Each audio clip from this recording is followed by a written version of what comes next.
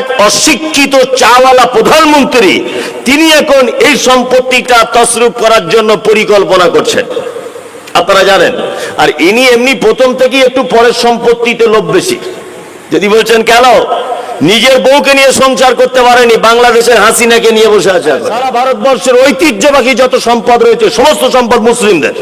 মুসলিম নয়, তাজমহল আমরা বানিয়েছি, হ্যাঁ, দিল্লি জামে মসজিদ আমরা বানিয়েছি, কুতুব মিনার আমরা বানিয়েছি, ওই আপনার হায়দ্রাবাদের চার মিনার আমাদের তৈরি করা, ওই আপনার হাজারদুয়ারি আমাদের তৈরি করা।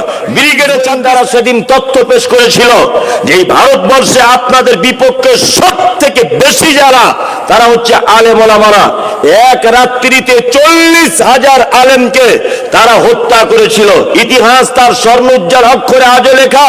দিল্লির চাঁদনী চক থেকে দিল্লির খায়বার পর্যন্ত 40,000 এমন কোন আম গাছ, জাম গাছ, বট গাছ ছিল না যে গাছের ডালে আলেম ওলামাদেরকে ফাঁসির কাস্টে ঝোলানো ছিল। আমরা ওয়াকাফ কাকে বলে?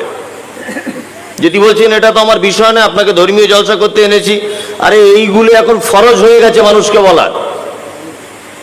ওয়াকাফটা কি? আপনারা জানেন যে আমাদের পূর্বপুরুষেরা দুটি কাজের জন্য সম্পত্তিকে অক্ফ করেছিলেন, যেটা যে ভাষাটায় আমরা চলছে ওয়াকাফ করেছিলেন, ওয়াকাফে দান করেছিলেন দুটি মাত্র উদ্দেশ্যে। এক হচ্ছে জনকল্যাণমূলক কাজে, অর্থাৎ সেই জায়গাতে স্কুল হবে, সেই জায়গাতে হসপিটাল হবে, সেই জায়গাতে আপনার নার্সিং হোম হবে, সেই জায়গাতে বাচ্চারা খেলাধুলো করবে, সেটাও হতে পারে। এটা একটা উদ্দেশ্য। আর একটা উদ্দেশ্য ছিল রবের সন্তুষ্টি অর্জনের, যে আমি এটা দান করছি, এই দানের বিনিময়ে আমি আমার আল্লাহর কাছে, আমার রবের কাছে ভালো হব, এর প্রতিদান পাবো। দুটি মূলত বিষয় ছিল। তারপরে একটা জিনিস আমাদেরকে জেনে নিতে হবে যে সারা ভারতবর্ষে ওয়াকাফ সম্পত্তি আছে কতটা। এক, সারা ভারতবর্ষে ওয়াকাফ সম্পত্তির সর্বমোট 9,56,000 একর জমি সারা ভারতবর্ষে আছে। 9,56,000 একর জমি।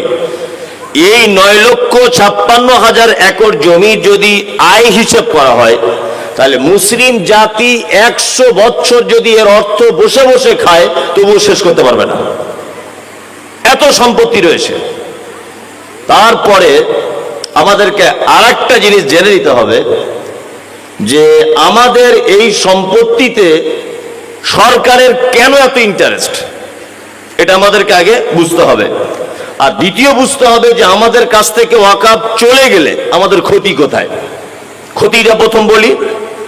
আপনারা জানেন যে 1947 সালে এই দেশ ব্রিটিশদের কালো হাত থেকে স্বাধীনতা লাভ করেছিল। 1947 সালে 15 আগস্টে এই দেশ স্বাধীনতা লাভ করেছিল ব্রিটিশদের কাছ থেকে। নাম্বার 2, আমাদের জেনে নিতে হবে যে ব্রিটিশ বিতাড়িত হওয়ার পর 1956 সালে কংগ্রেস পিরিয়ডে এই ওয়াকাফের সর্বপ্রথম একটা আইন পাস করা হয় যে ওয়াকাফ একটি বোর্ড দ্বারা নিয়ন্ত্রিত হবে, তার একটা বোর্ড গঠন করা হবে। ওই জন্য দেখতে পাবেন যে এখনো পর্যন্ত মাদ্রাসা মসজিদের কোনো সমস্যা হলে বা ইমাম সাহেবদের ভাতার কোনো সমস্যা হলে আমরা কলকাতার কোথায় যাই? ওয়াকাফ বোর্ডে যাই। তার মানে এই টোটাল সম্পত্তিটা ওয়াকাফ বোর্ড দ্বারা পরিচালিত হচ্ছিল এতদিন পর্যন্ত। কি বললাম বুঝলেন? এই যে বিল পাস হয়েছে, এই বিল পাস হয়ে যাবার পরে কিন্তু আর ওয়াকাফ বোর্ড বলে কোনো জিনিস থাকবে না, কোনো জিনিস থাকবে না। এই টোটালটাই চলে যাবে কাদের হাতে? সরকারি আধিকারিকদের হাতে চলে যাবে। তখন আপনি আপনার মসজিদের ইমাম সাহেব রাখবেন, ওই ইমাম সাহেব নির্বাচিত করবেন শুভেন্দু অধিকারী মতো একজন কুলাঙ্গার। কি বলছি বুঝতে পারছেন না? আপনার মসজিদের জানাজার নামাজের ইমামতি করবে কে? আপনার বাপ মারা গেছে, কোন জায়গায় কবর দিতে হবে এইটা আগে সিগনেচার করে আনতে হবে ডিএম অফিস থেকে, অর্থাৎ ডিস্ট্রিক্ট ম্যাজিস্ট্রেটের কাছে আগে গিয়ে পারমিশন নিতে হবে। আপনার মসজিদের মুয়াজ্জিন কে হবে এইটা অমিত শাহর কাছে পারমিশন নেওয়া লাগবে। কি বলছি বুঝতে পারছেন? আপনার ঈদগাহে ইমামতি করবে কে? ইমাম নির্বাচন করবেন ডিস্ট্রিক্ট ম্যাজিস্ট্রেট। আপনার অধিকার থাকবে না, আপনার কোনো অধিকার থাকবে না। এটা আপনাকে ভাবতে হবে যে আপনি বর্তমানে কোন পর্যায়ে রয়েছেন। তারপর আর একটা কথা আপনাদেরকে জানিয়ে দিই যে নরেন্দ্র মোদী সরকার আমাদের সম্পত্তির উপরে এত লোভ কেন একটা কথা বলে দিই। আপনারা জানেন জঙ্গলে অনেক প্রাণী বসবাস করে, এটা কিন্তু আমি বক্তব্যের বিষয় আলাদা, এটা আমি প্রথম আধ ঘন্টা বলে নিব, তারপর বক্তব্য শুরু করব। আপনারা জানেন যে যাদের বাড়িতে টিভি আছে, যারা ডিসকভারি চ্যানেল দেখেন, এনিম্যাল প্ল্যান যারা দেখেন, আপনারা দেখতে পাবেন যে ডিসকভারি বা এনিম্যাল প্ল্যানে বাঘ, ভল্লুক, সিংহ, হাতি, ঘোড়া, বিভিন্ন সাপ, পাখি এদেরকে দেখানো হয় না? দেখানো হয়। আচ্ছা আপনারা বলুন তো, বাঘ মাংসাশী প্রাণী না তৃণভোজী প্রাণী? ও মাংস খায় না ঘাস খায়? বাঘ মাংস খায়। ও কিন্তু ছাগলের মাংসও খায়, ও মহিষের মাংসও খায়, ও গরুর মাংসও খায়। কিন্তু বলুন তো, জঙ্গলের সব থেকে বেশি কোন প্রাণীকে খাওয়ার জন্য ব্যতিব্যস্ত হয়ে থাকে? হরিণ। তার মানে ও জানে যে হরিণের মাংস খুব টেস্টফুল, আর ওর মাংসতে খুব পুষ্টি আছে। আপনারা জানেন যে হিন্দু ভাইদের দেবত্ব সম্পত্তি আছে সারা ভারতবর্ষের বাড়িতে। সারা ভারতবর্ষে অন্যান্য কোম্পানিদের অনেক সম্পত্তি আছে, আছে না নেই? আছে। তা নরেন্দ্র মোদী সরকার কারো সম্পত্তির প্রতি টার্গেট নেই, মুসলিমদের সম্পত্তিগুলো টার্গেট করে এইটাকে ছিনিয়ে নিতে হবে। কারণ হচ্ছে একটা, যে সারা ভারতবর্ষের বৃহত্তম সম্পদ হচ্ছে রেলের, আর দ্বিতীয় বৃহত্তম সম্পদ হচ্ছে মুসলিমদের ওয়াকফ সম্পত্তি। আর সব থেকে বেশি ইনকামের যে রাস্তাগুলো, সেটা ভারতবর্ষের ওয়াকফ সম্পত্তির একটা মূল উৎস ইনকামের। তাহলে আপনাকে আমি দুটো, তিনটে, চারটে জিনিস বলে দিলাম। এবার আমি আর একটা কথা আপনাদেরকে বলবো, সেটা হচ্ছে এই যে আমরা যারা ভারতবর্ষে আছি, আপনারা জানেন যে নরেন্দ্র মোদী সরকার হচ্ছে দেশের 14তম মুখ্য প্রধানমন্ত্রী। কততম? 14তম সিরিয়ালের দিক দিয়ে। এই ইতিহাস আপনাকে কেউ সহজে বলবে না। এখন আর ও বাবারা, মারা, খালারা, এইসব বক্তব্য দেওয়ার টাইম নেই। কি বুঝতে পারছেন? 14তম দেশের প্রধানমন্ত্রী, নাম তার নরেন্দ্র মোদী। এর আগে যিনি প্রধানমন্ত্রী ছিলেন, ওনার নাম মনমোহন সিং। মনমোহন সিং পর্যন্ত 13 নম্বর দেশের প্রধানমন্ত্রী। ওয়াকফ সম্পত্তির ব্যাপারে কোনো কিছু বলেন নি। তারও আগে একটা ইতিহাস বলে দিই। 1800 সালে হাজী মোহাম্মদ মহসিন 200 কোটি টাকা মুসলিমদের ওয়াকফ ফান্ডে দান করেছিলেন। এটা 1800 সালে, তখন ভারত স্বাধীনতা লাভ করেনি। 1800 সাল, তারপরে 1947-এ ক্ষমতা এসেছে, ভারত স্বাধীনতা লাভ করেছে। তার মানে 200 কোটি টাকা জমা ছিল ব্রিটিশ পিরিয়ডে। ব্রিটিশরা পর্যন্ত এই 200 কোটি টাকার তসরুপ করতে পারে নি। সারা ভারতবর্ষের 13তম প্রধানমন্ত্রী মনমোহন সিং, তিনি পর্যন্ত এই সম্পত্তি তসরুপ করতে পারেননি। তাহলে সারা ভারতবর্ষের ঐতিহ্যবাহী যত সম্পদ রয়েছে, সমস্ত সম্পদ মুসলিমদের। মুসলিম নয়। তাজমহল আমরা বানিয়েছি, হ্যাঁ, দিল্লি জামে মসজিদ আমরা বানিয়েছি, কুতুব মিনার আমরা বানিয়েছি, ওই আপনার হায়দ্রাবাদের চারমিনার আমাদের তৈরি করা, ওই আপনার হাজারদুয়ারি আমাদের তৈরি করা, ব্রিগেডে 26 তারিখে মিটিং। কি বুঝতে পারছেন না? উনি এমনি পরের জিনিসকে বেশি পছন্দ করেন, উনি মুসলমানদেরকে ভালোবাসেন না। এবং হাসিনার সাথে খুব প্রীত, গলায় গলায় মিল। উনি এমনি পরের জিনিসকে বেশি পছন্দ করেন। আস্তাগফিরুল্লাহ। আপনাকে একটা খুব সত্য ইতিহাস আমি তুলে ধরছি, সেটা হচ্ছে এই। আপনারা জানেন যে আপনি যাদের বিরুদ্ধে বিল পাস করছেন যে এদের সম্পত্তিগুলো নিয়ে নিতে হবে মুসলিমদের, আপনি বিল পাস করেও দিয়েছেন। বিল পাস করে দিয়েছে না? বিল পাস করে দিয়েছে। হয়তো আসলে কোরআনে একটা শব্দ আছে, আরিজ আনিল জাহিলিন। আল্লাহ মুহাম্মদ সাল্লাল্লাহু আলাইহি ওয়াসাল্লামকে বলছেন যে আপনি মূর্খ, অশিক্ষিত লোকদের থেকে দূরে থাকবেন। কি বুঝতে পারছেন না? মনমোহন সিং পর্যন্ত 13 নম্বর প্রধানমন্ত্রীর কাছ থেকে আমরা এরকম কোন অসুবিধা বোধ করিনি। কিন্তু আমরা তো একটা অশিক্ষিত বর্বর লোককে দেশের প্রধানমন্ত্রী বানিয়েছি, তার থেকে আর ভালো কিছু আশা আমরা করতে পারি না, কিচ্ছু ভালো আশা করতে পারি না। আর একটা কথা বলে দিই যে সারা ভারতবর্ষের মুসলিমদের ব্যাপারে অনেক রকমের অভিযোগ। আসলে এই লোকটা প্রথম থেকে সাম্প্রদায়িক দাঙ্গাবাজ লোক। 2014 সালে যখন ক্ষমতা এসেছিলেন ভারতবর্ষের মাটিতে, কোন ইস্যুতে এসেছিলেন? বাবরি মসজিদকে ইস্যু করে এসেছিলেন ভারতবর্ষের মাটিতে। তারপরে ওইটাকে নিয়ে দাঙ্গা বাঁধিয়ে এসেছিলেন ভারতে ক্ষমতায়। তারপরের বছরে যখন এসেছেন তখন কি করলেন? না, এনআরসি করে দিতে হবে, এটা একটা রাজনৈতিক ইস্যু। এনআরসি করার পরে দেখছে যে আর তো কিছু খুঁজে পাওয়া যাচ্ছে না, ঠিক আছে এবার বাবরি মসজিদটা ভেঙে রাম মন্দিরটা তৈরি করে দিই, ওটা একটা ইস্যু। তারপরে আবার ইস্যু কি? কিছুতে রাজনীতি করতে হবে। তারপরে দেখছে যে প্রত্যেক মসজিদের তলায় তলায় শিবের লিঙ্গ খুঁজে পাওয়া যাচ্ছে। কিছুদিন আগে খুঁজছিল না সব মসজিদের, তা মনে মনে ভাবছি শিব তোমাকে অসংখ্য ধন্যবাদ। শিব তুমি বরঞ্চ বুঝেছো যে সারা পৃথিবীর সব থেকে নিরাপদ জায়গা মসজিদ। হ্যাঁ, ওই জন্য তোমার লিঙ্গ আর কোথাও ছিল না, মসজিদের তলাতেই সব জায়গাতে আছে। তুমি বুঝতে পেরেছো মসজিদ খুব ভালো জায়গা। নরেন্দ্র মোদী ব্যাপারটা বুঝলো না। হ্যাঁ, শিব পর্যন্ত বুঝেছে মসজিদ দামি জায়গা, ওই জন্য ওইখানে আশ্রয় নিয়েছে। নরেন্দ্র মোদী ব্যাপারটা বুঝতে পারলো না। এটা লজ্জাজনক ব্যাপার। কি বুঝি বুঝতে পারছেন না? লজ্জাজনক। এখন আর রাজনীতি করার কিছু নেই। প্রথম দুইবার একক সংখ্যাগরিষ্ঠতায় ভারতবর্ষের স্বাধীনতা, ভারতবর্ষে ক্ষমতা এসেছে একক সংখ্যাগরিষ্ঠতায়। আর এবারে কি জোট করে এসেছে। তার মানে উনিও বুঝতে পেরে গেছেন যে আমার আর বেশি দিন টিকিট নেই।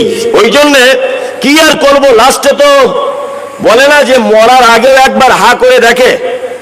যে কুকুর দেখবেন কামড়াতে পারে না, 4-5 জন তাকে ঘিরে ধরেছে, সে তখন কি করে? হ্যাঁ, বড় বড় দাঁত বার করে। হ্যাঁ, তার দাঁত বার করা দেখে কি ওরা ভয় পাবে? পাবে না। ওরা তো 4 জন যখন ঘিরে রেখেছে, দেখবেন পাড়া অন্য কুকুর আর একটা কুকুরের কাছে যখন আসে তখন দাঁত বার করে। তার মানে ইনি বুঝতে পেরেছেন যে সারা ভারতবর্ষের মানুষ আমার পক্ষে আর নেই। আমি 2বার একা একা সরকারে এসেছি, আর 3য়বার একা সরকারে আসতে পারলাম না। তার মানে 4র্থবার আমার গদি আর থাকছে না। ওই জন্য একটা সাম্প্রদায়িক দাঙ্গা বাঁধিয়ে দিয়ে তবে আমি বিদায় হব। ওই জন্য এখন ওয়াকফের বিল পাস করে দিয়েছে, হিন্দু মুসলমান লড়াই করো। আর এরই মাঝখানে ঔষধের দামটা বাড়িয়ে দিয়েছে, মানে মারপিট করো আর দামি ওষুধ খাও মাথা ফাটিয়ে দিয়ে। এরই মাঝখানে গ্যাসের দাম বাড়িয়ে দিয়েছে।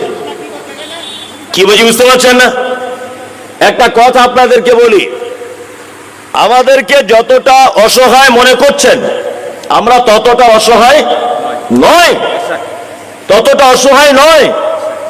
আমরা এই দেশ 1000 বছর শাসন করা লোক আমরা। তারপরে 180 থেকে 200 বছর ব্রিটিশরা এদের শাসন করেছে। সারা ভারতবর্ষে যখন ব্রিটিশ আন্দোলন শুরু হয়, সর্বপ্রথম ব্রিটিশ গোয়েন্দা পাঠিয়েছে ভারতবর্ষে যে কারা আমাদের বিপক্ষে স্লোগান তুলছে তাদেরকে চিহ্নিত করো। ব্রিটিশ গোয়েন্দারা সেদিন তথ্য পেশ করেছিল যে এই ভারতবর্ষে আপনাদের বিপক্ষে সব থেকে বেশি যারা, তারা হচ্ছে আলেম ওলামারা। এক রাত্রিতে 40,000 আলেমকে তারা হত্যা করেছিল। ইতিহাস তার স্বর্ণোজ্জ্বল অক্ষরে আজও লেখা। দিল্লির চাঁদনী চক থেকে দিল্লির খায়বার পর্যন্ত 40,000 এমন কোন আম গাছ, জাম গাছ, বট গাছ ছিল না যে গাছের ডালে আলেম ওলামাদেরকে ফাঁসির কাস্টে ঝোলানো ছিল না।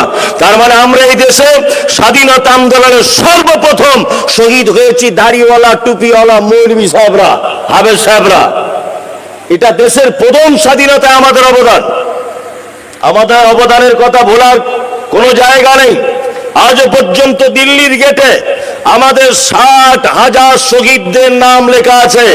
ওখানে শুভেন্দু অধিকারী বাবার নাম লেখা নেই, ওখানে দিলীপ ঘোষের বাবার নাম লেখা নেই, নরেন্দ্র মোদীর বাবার নাম লেখা নেই, আর অসীম সরকারের বাবার নাম লেখা নেই।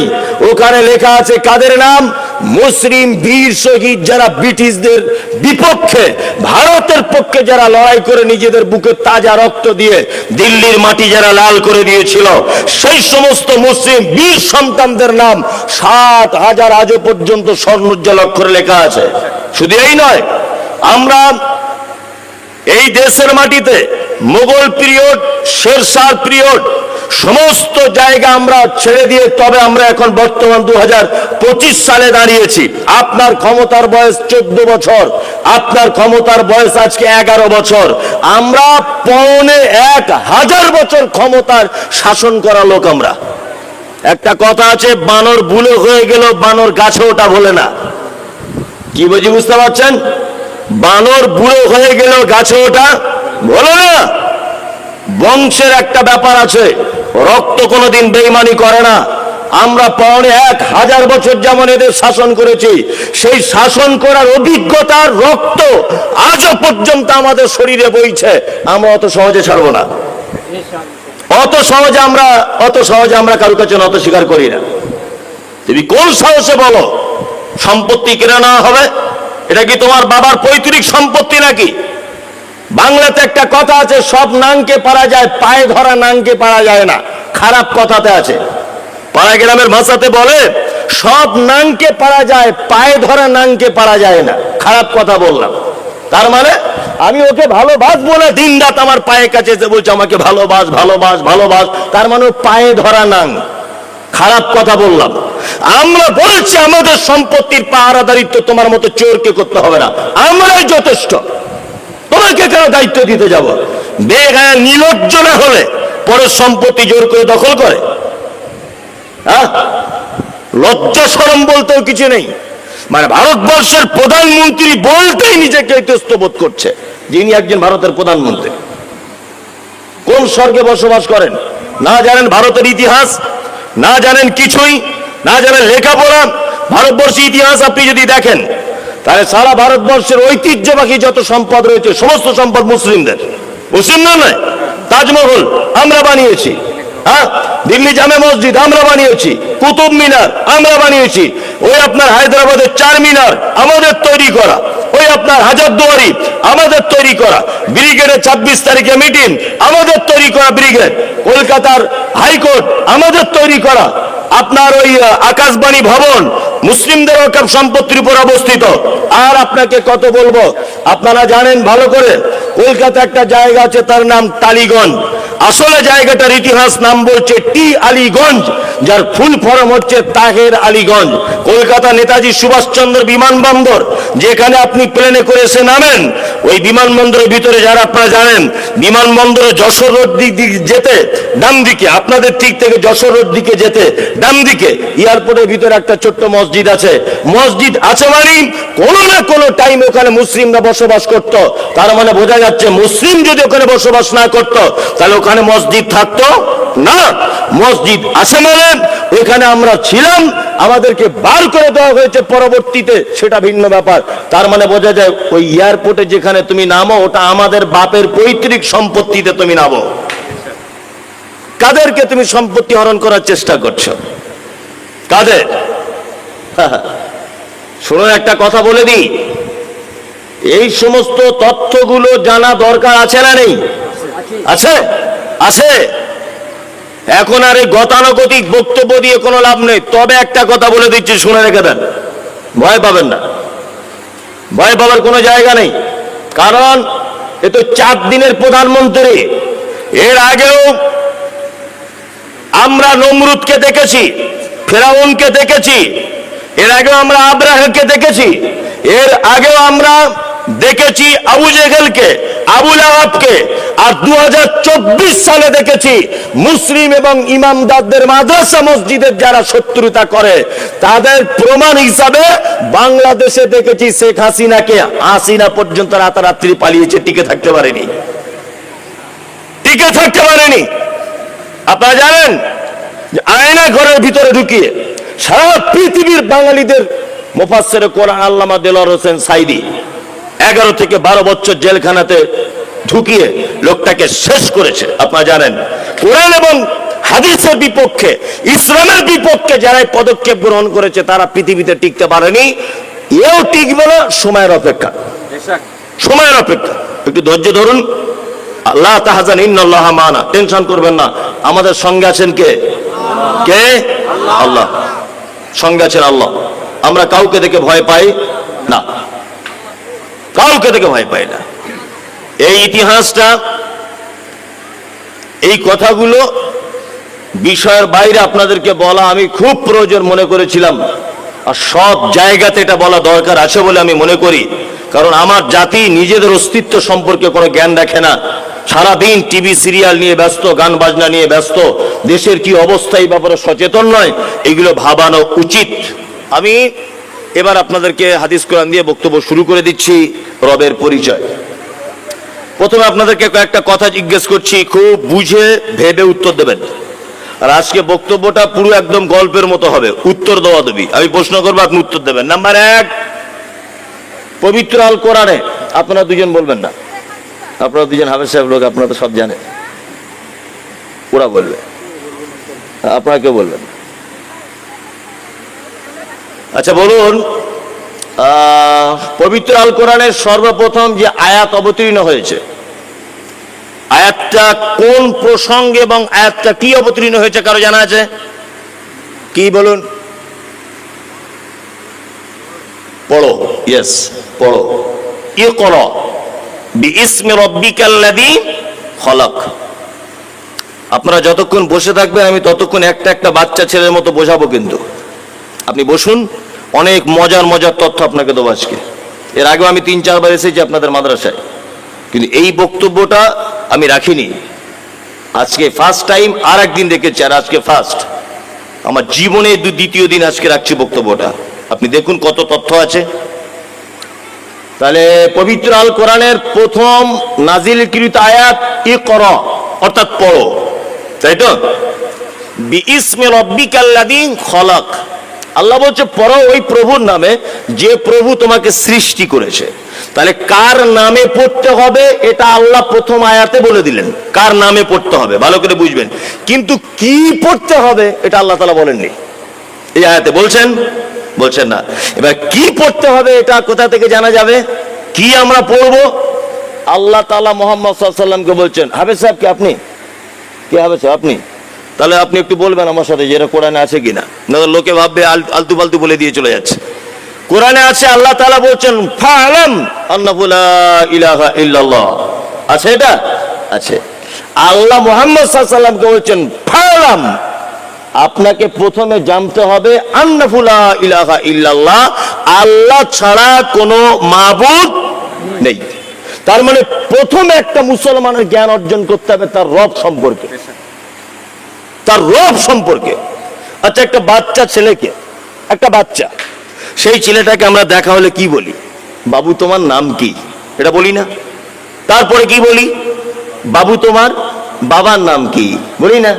তারপরে কি বলি? বাবু তোমার আব্বু কি করে? বলি কি বলি না?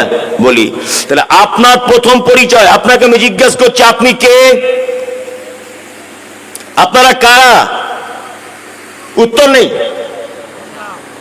আপনারা কারা? উত্তর নেই। আপনি মুসলিম? কি আপনি জোরে বলুন? মুসলিম।